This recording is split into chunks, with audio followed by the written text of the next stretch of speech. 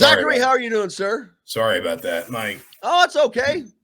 I'm not getting push notifications to my phone, and obviously I'm not into my email right now a lot on my computer because I'm on leave. So if I don't get it on my phone, daddy duty, brother. What day it is.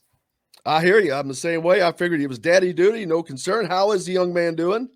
For the moment, he's asleep over here. So long may that remain. So I better keep my my voice down a little bit. But obviously, the conversation a big part of the conversation today, the Hoosiers for good, the NIL stuff that's come out.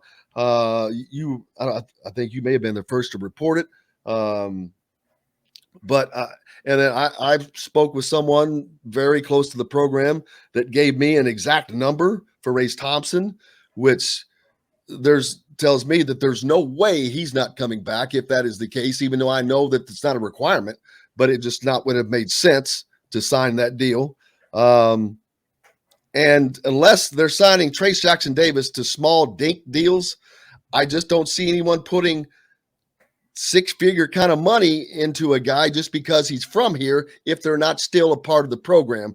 So therefore, I've just drawn the conclusion that I think that they're both coming back. I think that they both will come back, but that's not, that's just my opinion. Yeah, I mean, it is worth saying, when I talked to the director of Hoosiers for Good yesterday, he went out of his way to say these deals are not and cannot be contingent on continued enrollment. And I think he was saying that, it was unspoken. I think part of the reason he was saying that was to say, we're not announcing for Trace and Race. That exactly. I think part of it too is underscoring the idea that those relationships are not going to be as what's the word, is defined as a college career.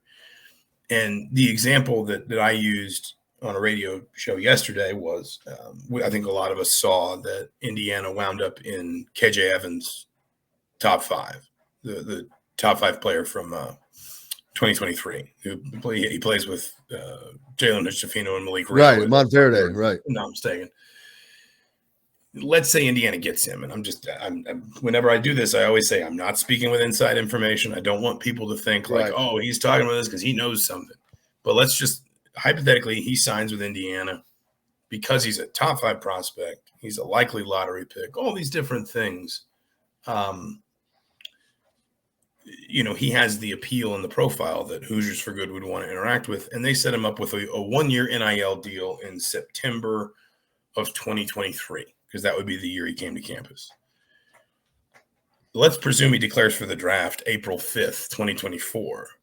Well, you still want that relationship to exist. His brand power didn't go away because he's leaving Indiana. If anything, it's enhanced because he's now putting his foot in the NBA pool too, and he's got more appeal there. And if you're thinking if you're talking about Trace Jackson Davis, using him as an example here. Let's say he leaves. Well, he leaves, but he's still Trace Jackson Davis. You know what I mean? He's still got, how many Twitter followers? I can literally find this out while we're talking. He's still got 32,000 Twitter followers. He's probably still got a similar following on Instagram. If he makes noise in draft preparation, then it gets even bigger. And the other, and so you don't want to limit those relationships, I think is the point I'm trying to make, the broader point. And again, this is also an NCAA rule because these deals can't be inducements for players to enroll. So they can't be inducements for players to stay enrolled. Officially.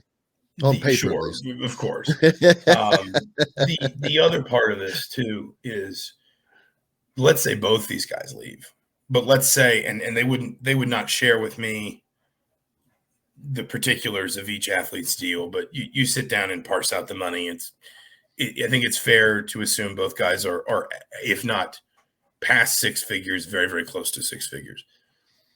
I think if you're Hoosiers for Good, this is your first class of what you hope are many, many classes of athletes doing this, forming these charitable partnerships. Even if both guys leave, you've just announced to the next class of basketball players, football players, women's basketball players. This is the kind of money you can make. And this is the starting point. If this grows, then the dollar figures might grow as well. If this becomes something where more charitable partners get involved, more IU fans think, that's something I want to donate money to, and blah, blah, blah. Well, you just said, again, even if these guys leave, you just told the next group, here's what you can make through us. Here's why you want to work with us. And by the way, it's also going to help your brand in terms of your association with charitable causes and different things like that. So I think that there's some of it that's procedural, but I think there's some of it that's also symbolic that goes beyond just Trace Jackson Davis or Race Thompson, if that makes sense.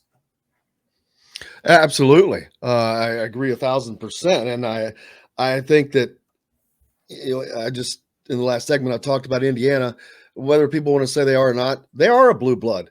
They haven't acted like it for way, way too long. And they've let the Big Ten down, in my opinion. They should be the spotlight program all the time for basketball, at least. But this is a way for Indiana to get back there, because it just seems like every year it was this one off. They could never get the cycle together, and this will kind of allow them to get the cycle together, keeping a player that one extra year that they needed to have, or bringing that player in. I think they've got a better than average shot at getting Malik Renaud from Montverde. But if Race and Trace both stay, I don't know that would happen. But if they were both to come back, this team is in position to be really good next year. We have to wait to see what's going to go on with Xavier Johnson. We'll talk about that in a second. But this team is set up to be pretty good next season if those guys come back. Even if you kind of let's say for a moment you get Trace back, but Race leaves, and you replace him with by signing Malik Renaud, or Trace leaves, but Race comes back, and you decide to play a small ball front court that's got Race and Jordan Geronimo both. I think you're still, provided you don't see any roster churn anywhere else, I think you're still probably talking about a top 25 team going into next season. And maybe not a team with Big Ten title aspirations, or at least a team that's expected to compete for a Big Ten title, but certainly the sort of team that could, if things shaped up a certain way.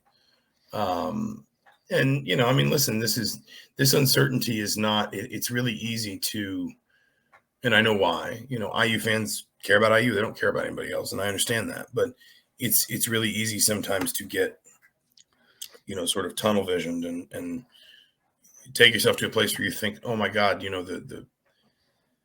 I'm 1 foot away from all my program's problems and 1,000 feet away from every other program's problems. My program is in chaos, or my program, there's so much uncertainty, or I don't know what to expect, or whatever. Well, trust me, go to most other programs around the country and you'll get the same thing, because the portal does that. The portal, I think, has led to more aggressive coaching change decisions in some cases. And that leads to guys like Malik Renaud reopening their recruitment. Frankly, I think the portal and NIL combined lead to situations like you have at LSU, where it's just so easy to look around and say, this is a bad situation and I don't have to live with it anymore. That you get, so all of a sudden, we just dumped 10 to 13 really talented college players or high school prospects back on the market. Like, that's a lot. And so this uncertainty, it's reflected everywhere. But I think if you're Indiana right now, you feel good about your backcourt again, as long as Xavier Johnson's not going anywhere. And whatever happens in your front court, you, at least if you're Indiana, you really seem to be giving yourself options. You have Trace and Race who can come back. You've got Jordan Geronimo, who's a really promising young player. You're firmly in the frame for Malik Renaud at this point. And that can all go wrong. It can all go sour, obviously. But for the moment, if you're Indiana, you have options. And I think that's what matters most. Absolutely. Uh, Forrest mentioned that Trace Jackson Davis does not have a legacy at IU with him. He says you can't have one without winning a Big Ten championship or an NCAA title. But I'm not saying yes or no to that. But it got me to thinking is he's going to be the leading candidate. If he were to come back, he would more than likely be the leading candidate for Big Ten Player of the Year, I would imagine. Trace Jackson Davis? Yes. He'd certainly be one. I mean, I think, and again, I haven't, because I checked out so soon after the season, I haven't followed everybody's decision. I mean, Zach Edey is another one that if he comes back, I think would be firmly in that conversation. I don't think he dominates enough. He changes games, but he doesn't have 30 and 40-point games. And maybe he can if he's not rotating with Trevion Williams. I mean, yeah. and I'm not picking there on is him. that. There Is that. Purdue was almost a slave to its success in some ways this season because it got stuck between those two guys. But I just you don't know what everybody's decision is going to be. Has Kofi Coburn said anything? I'm not sure he has. He's another one of those guys, not unlike Trace Jackson Davis, where it's sort of like, hey, the NBA probably knows what you are, broadly speaking. If you want to come back and keep making NIL money, that's great. If you want to move on and start your career, that's great too. But certainly, at very least, Jackson Davis will be one of the contenders for Big Ten Player of the Year. He will be, as things are tracking right now, a preseason first-team all-conference player, which, is essentially when we're talking about sort of trying to forecast that kind of thing in the preseason, and we never do it perfectly, nobody would have seen Johnny Davis or Keegan Murray coming to the degree that they performed this year. But as we did, as we try to forecast those things in the preseason, your preseason first team all conference is basically your candidate pool for, player of the year going into a season. And I think Trace Jackson Davis is highly likely to be in that mix, in that group.